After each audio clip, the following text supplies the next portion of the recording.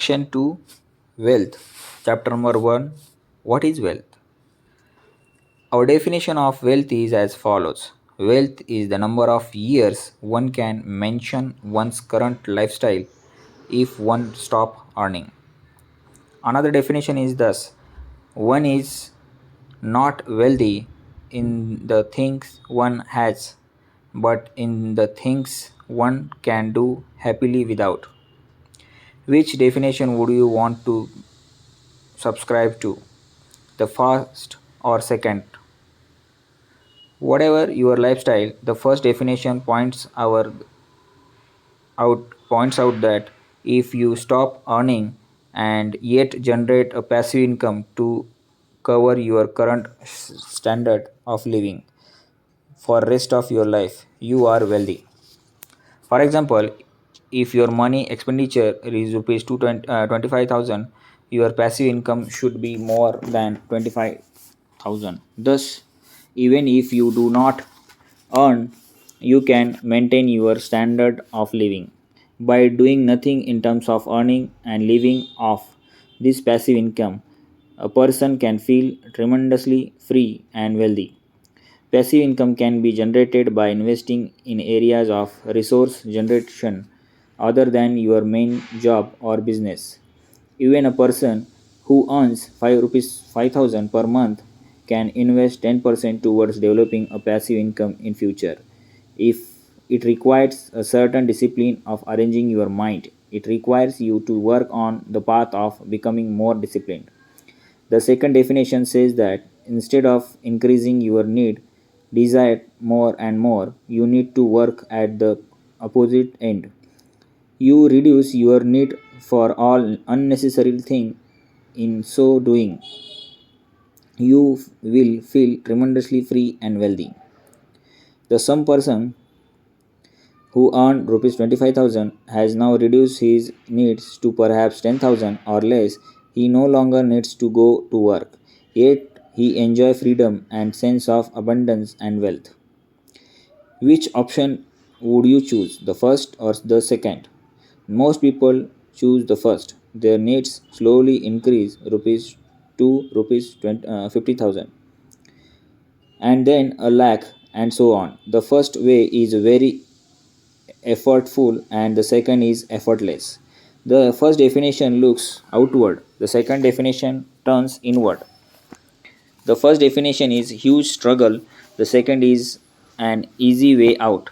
The first one is called materialism and the second one is a spiritualism.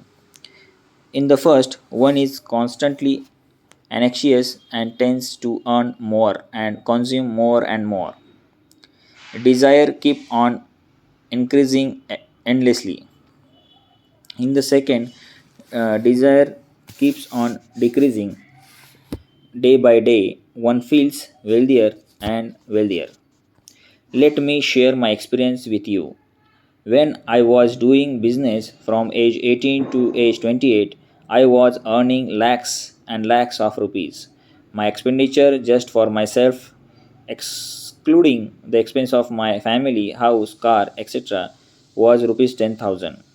20 to 25 years ago, this 10,000 equivalent to 1 lakh today was for partying, drinking, smoking, eating out. I believe this was the way to enjoy life. My question was, how can anyone enjoy himself without smoking or drinking? In this quest, I was trying to get more and more and more. After SSY training, reference page number 136 of all of a sudden my participation of life and how to live changed 180-degree and new journey began, a journey from outward to inward.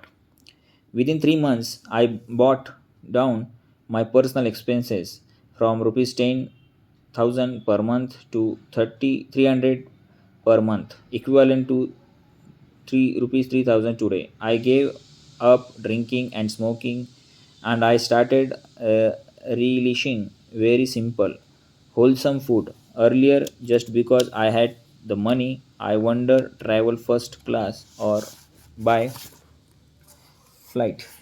Thereafter, I started traveling in a cheaper class to check if I was happy, and to my surprise, I was.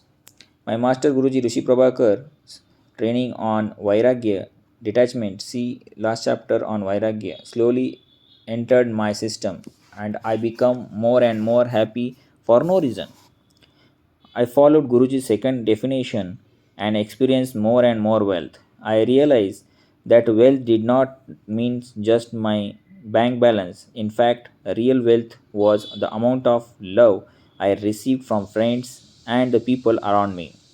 Operating by this second definition requires sadhana, time, and practices of going inwards and discovering the wealth there. Day by day, I feel I am wealthier than yesterday in the true sense, inwards as well as outwards.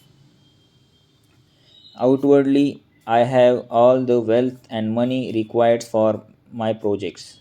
Till today, I have never felt or experienced shortage in the affairs of this project thanks to my master grace.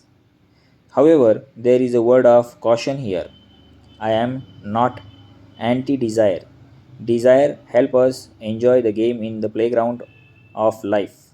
I am just in favor of first going beyond being addicted to desire and then enjoying the desire. Actually, every action flows out of desire. It's just the question of whether you are attached to it or not. If you are attached to it, it becomes a matter of pressure or struggle.